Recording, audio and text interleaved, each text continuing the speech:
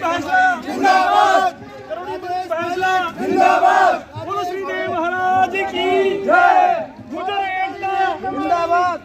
बोल भारत माता की जय। राजेश पायलट अमर रहे। राजेश पायलट अमर रहे। राजेश पायलट अमर रहे। कंदल सिंह बैंसला अमर रहे। गुजर एकता जिंदाबाद।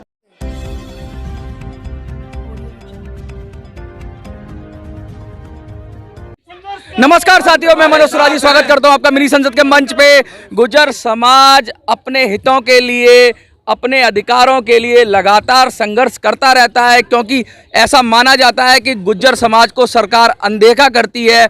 और 500 किलोमीटर की यात्रा करके उसी विषय को लेकर आज जंतर मंतर पर कुछ लोग आए हैं, गणमान्य लोग हैं, अपने गुर्जर समाज के हितों की बात कर रहे हैं। आइए पूरा मामला जानते हैं, क्या विषय है। सर, कहाँ से आए हैं आप? हम गुर्जर समाज की मांगों को लेकर बांदरवाड़ा मसूदा क्षेत्र में है, वहाँ से लगभग 500 किलोमीटर दूर है। वहाँ से सर्व समाज गुर्जर समाज ने कुछ मांगे लेकर के पैदल यात्रा पे हम लोग आए। हमारा जो 21 सदस्यीय दल है वो पैदल आया है, और रास्ते में जहाँ भी हम आए वहाँ समाज ने पलक पावड़े बिछाए, मान सम्मान किया, सत्कार किया और हमारी मांगों का समर्थन किया। और लोगों ने साथ चलने के लिए कहा, लेकिन हमने हाथ जोड़ कहा कि हम साथ नहीं, आपका सहयोग चाहिए और हम गांधीवादी तरीके से जाएंगे। और आदरणीय प्रधानमंत्री जी हमारे आसीन आए थे, उनका मन भी है समाज पे। और यदि हमारी मांगें मानी जाती हैं, हमारे आरक्षण को 9वीं अनुसूची में डाला जाए, गुर्जर रेजिमेंट बनाई जाए, आसीन में देवनारायण भगवान का जो मंदिर है, हमारा अंतर्राष्ट्रीय जो मंदिर है, उस मंदिर पे देवनारायण यूनिवर्सिटी बनाई जाए, ताकि गुर्जर समाज का जो इतिहास पहले खरोद फरोद करके उसको नष्ट किया गया, तबाह किया। अंग्रेजों के टाइम में गुर्जर समाज पे बहुत अत्याचार हुए, ऐसा माना जाता है। 1857 का जो क्रांति हुई थी, उस क्रांति में भी एक समाज का बहुत बड़ा योगदान था, उसको भी दबाया गया और अंग्रेजों ने एक पूरी कम्युनिटी को अलग से मतलब। मैं एक उदाहरण देना चाहूँगा आपके सामने।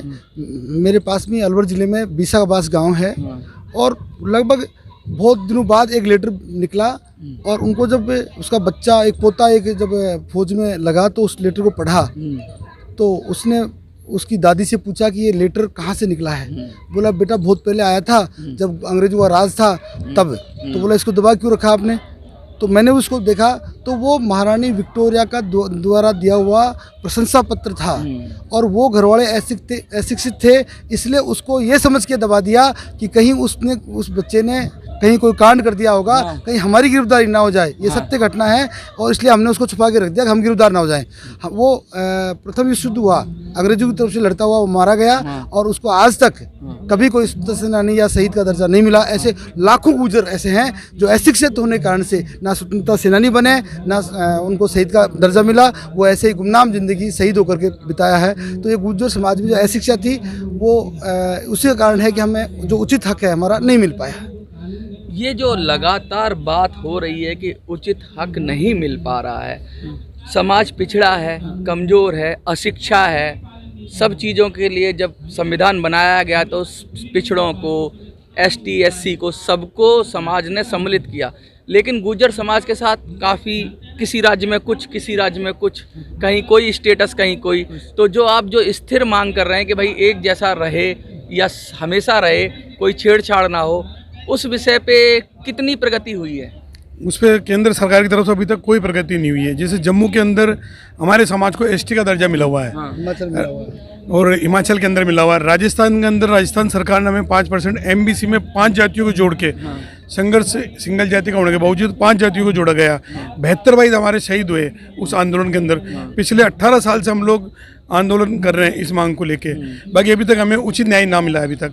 तो हम ये चाहते हैं, केंद्र सरकार से भी अपील करना चाहते हैं कि इस मांग को शीघ्र से शीघ्र पूरी की जाए। लगातार ये बात उठती रहती है कि गुर्जर बहुत संगठित हैं। बेशक उनको न्याय मिले ना मिले, लेकिन संगठित लोग होते हैं, और अगर वो बिगड़ जाएं तो सरकार को संभालना बड़ा मुश्किल होता है। ये ऐसा माना जाता है, परसेप्शन है एक। लेकिन मैं यहाँ अलग ही देख रहा हूँ कि गांधीवादी तरीके से गुर्जर लोग आ रहे हैं। ये तो मतलब ये मतलब आप परसेप्शन तोड़ेंगे लोगों का। नहीं, गुर्जर पहले भी गांधीवादी और राष्ट्रभक्त थे, और राष्ट्रभक्ति में बड़ा प्रेम करते राष्ट्रभक्ति से।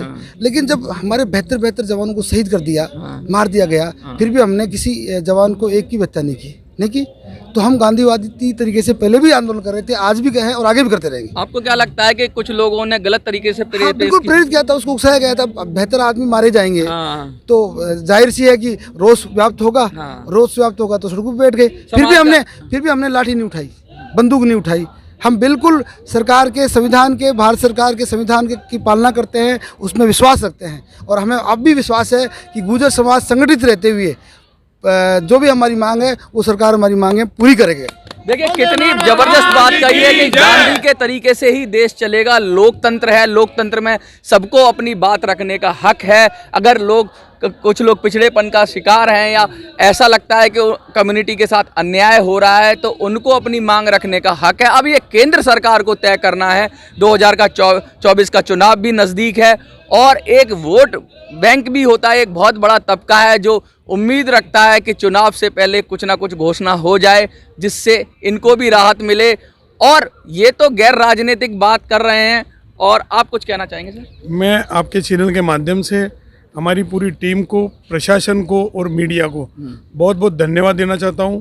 और आप लोगों का जो सहयोग रहा हमारा, हम जिंदगी भर से हम रेडी रहेंगे आप लोगों के। देखिए बहुत जिंदाबाद, गुर्जर एकता जिंदाबाद कहना चाहेंगे। एसपी सूद। देखिए, अभी रोहित जी ने आपके बताया कि हमारी कुछ मांगे हैं और वहाँ से हम चल कर के हैं। तो माननीय प्रधानमंत्री जी हमें पूर्ण आशा है, पूर्ण विश्वास है कि हमारी मांगे पूरी होंगी और ये समाज उत्थान का जो कार्य है पूर्ण होगा। देखिए समाज उत्थान का कार्य पूर्ण होगा, गुर्जरों को न्याय मिलेगा और उनको 9वीं अनुसूची में शामिल करके केंद्र सरकार से एक सेफ गार्ड मिलेगा, एक सुरक्षा मिलेगी उनके रिजर्वेशन की, आरक्षण की। ये इनकी मांग है। गुर्जर रेजिमेंट की भी बात कर रहे हैं, लगातार ये मांग उठती रही है और अब गुर्जर रेजिमेंट की बात हो रही है। जैसे राजपूताना रेजिमेंट है, बहुत सारी रेजिमेंट है, गुर्जर रेजिमेंट की बात कर रहे हैं। जंतर मंतर से मिनी संसद के लिए मैं मनोज स्वराजी। जय हिंद, जय भारत।